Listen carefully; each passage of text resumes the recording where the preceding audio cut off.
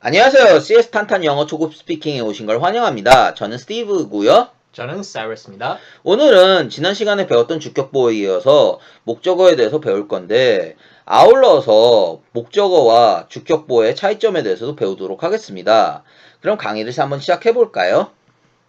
우선 목적어라는 것은 동사의 대상을 목적어라고 합니다. 그리고 아울러서 동사의 대상이 되기 때문에 목적어는 주어가 행한 동사에 의해서 영향을 받습니다.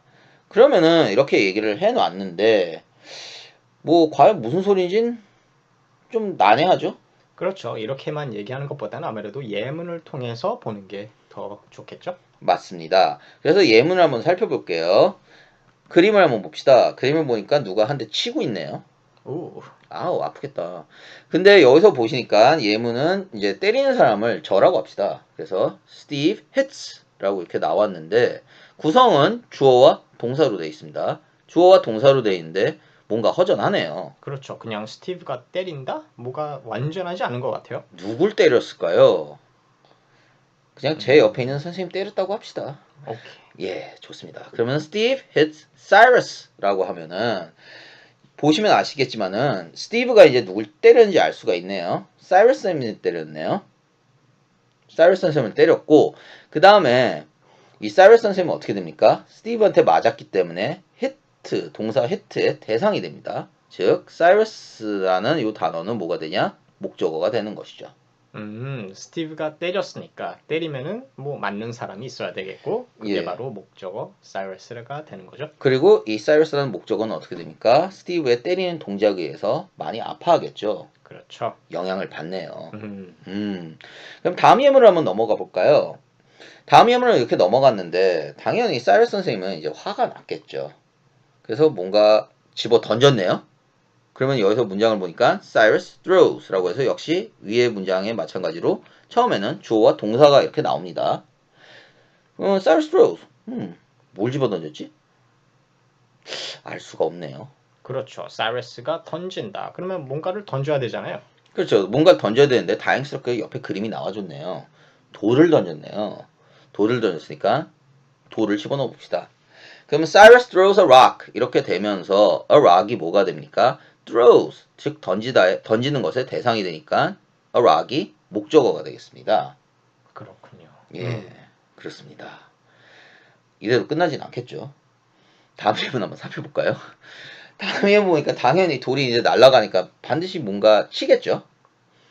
여기 보니까 그림 보니까 뭐 찰리 브라운 같이 생긴 사람이 쳤네요. 선생님인가요? 선생님처럼 생겼는데? 나처럼 생겼나요? 뭐 어쨌든 제가 선생님 쳤으니까 저겠죠 아무래도. 그러니까 어떻게 되냐 여기다가 그럼 다시 스티브를 집어넣으면은 왜 뭐 역시 이렇게 주어와 동사가 나오면 좀 어색하니까 여기다 스티브를 한번 집어넣어 보시면은요 The rock strikes Steve가 되면서 제가 어떻게 됐어요? 돌에 맞았네요. 맞았네요. 즉 strike 치다의 대상이 됐네요. 이게 뭡니까?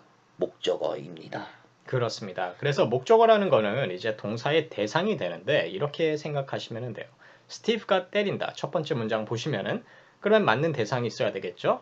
사이러스를 때린 거죠. 그렇죠. 그래서 사이러스 때린 거죠. 목적어라는 거는 한마디로 이렇게 생각합니다. 그러니까 주어가 동사를 했을 때, 그렇죠? 동사를 했을 때 스티브 hits 때린다. 그러면 누구를 이거를 답해주는 게 바로 목적어라고 보시면 되고 두 번째 문장도 마찬가지로 사이러스가 던진다. 그러면은 무엇을 던지느냐, 무엇을 이거를 답해주는 게 바로 목적어 rock인 거죠. 한마디로 우리나라 말로 해석을 하게 되면은 이제 누구를 또는 무엇을 이거를 얘기를 해주는 게 바로 목적어입니다. 그러니까 이제 목적어가 만약에 찾기가 힘들다. 그러면 해석을 하시다가 을, 을이 붙는 단어를 유심히 살펴보시기 바랍니다. 그렇습니다. 예. 다음으로 한번 넘어가겠습니다. 우선 이렇게 모든 동사들이 목적어를 받으면 좋은데 어떤 동사들은 목적어를 못 받아요. 근데 우리는 반드시 그걸 집어넣어야 돼요. 목적어를 집어넣어야 됩니다. 참 곤란하네요. 곤란하죠? 곤란하죠. 곤란하죠. 근데 이럴 때 어떻게 되냐면은 저의 해결사가 있어요. 그게 누구냐? 전치사입니다. 즉 다시 말해서 목적어를 못 받는 동사의 경우에는 전치사를 먼저 놓고 그 뒤에다 목적어를 놓으면 문장이 됩니다.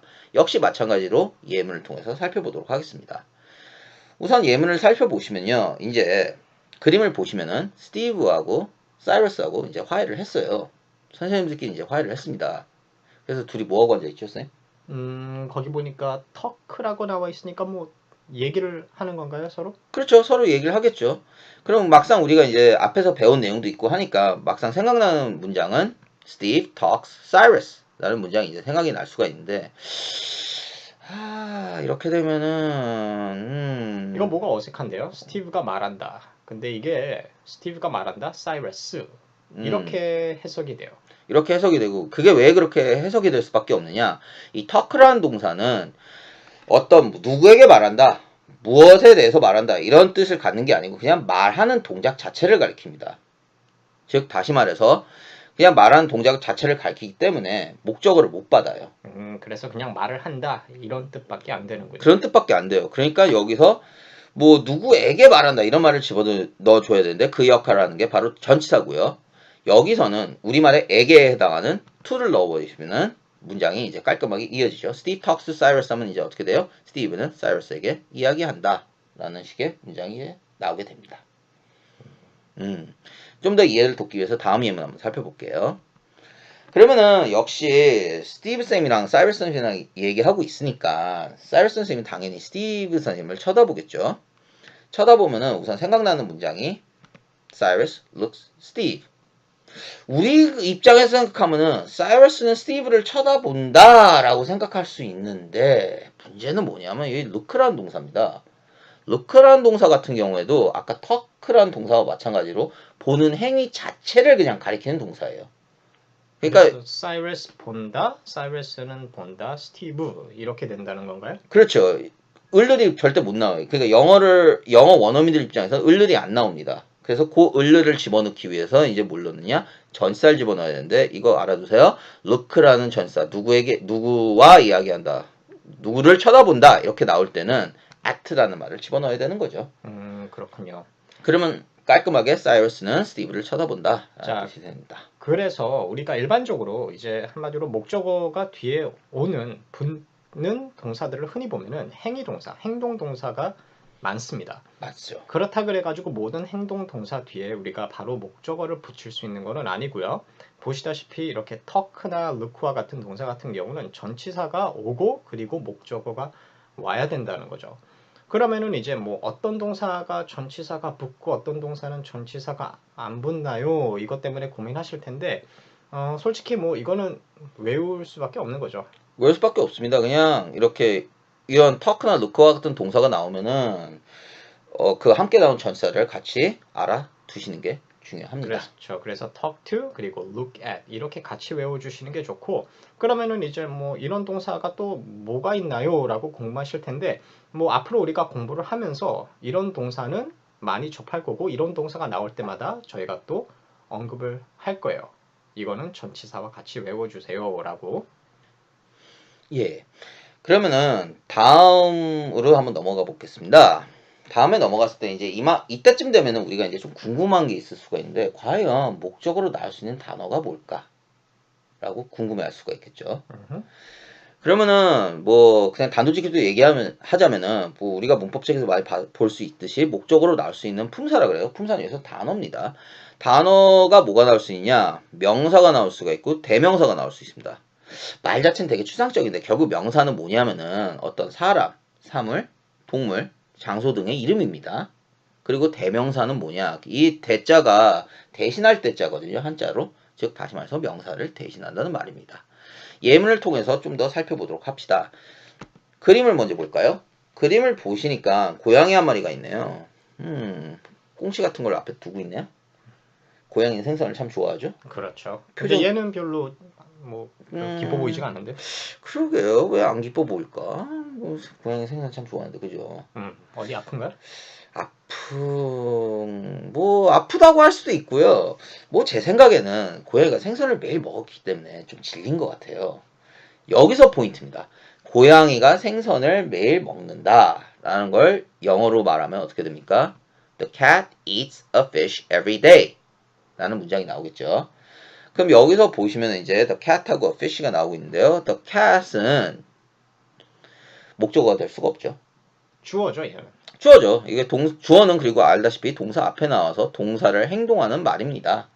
주어가 되겠고요. 목적어는 당연히 누가 될까요? A fish가 목적어가 되죠. 자, 근데 a fish가 목적어인데 품사가 뭡니까? 제가 지금 방금 좀 띄워놨는데 명사가 됩니다. 왜 명사냐? fish는 뭐예요? 생선, 물고기, 동물 이름이네요. 제가 좀 전에 뭐라 그랬죠? 동물 이름은 뭐다? 명사라고 얘기를 했고 당연히 이 명사가 나왔기 때문에 이 명사를 대신해서 뭘 쓸 수 있을까요? The cat eats it every day 라고 해서 it을 이렇게 쓸 수 있는데 이 it은 뭘 대신합니까? A fish를 대신하는 대명사입니다. 그렇죠. 대명사라는 게 명사를 대신하는 거기 때문에 한마디로 명사가 들어갈 수 있는 자리에는 대명사도 들어갈 수 있다. 이렇게 생각하시면 되죠. 예, 그러면 다음 강의로 한번 넘어가 보도록 하겠습니다. 다음 강의에서는 이제 저희가 항상 어려워했던 목적어와 주격보의 어떤 차이점에 대해서 이야기해 보도록 하겠습니다. 우선 목적어라는 것은 앞에서 말씀을 드렸듯이 동사의 대상이 되고 동사가 목적어에게 무언가를 하는 겁니다. 동사가 목적어에게 뭔가 영향을 주는 거예요.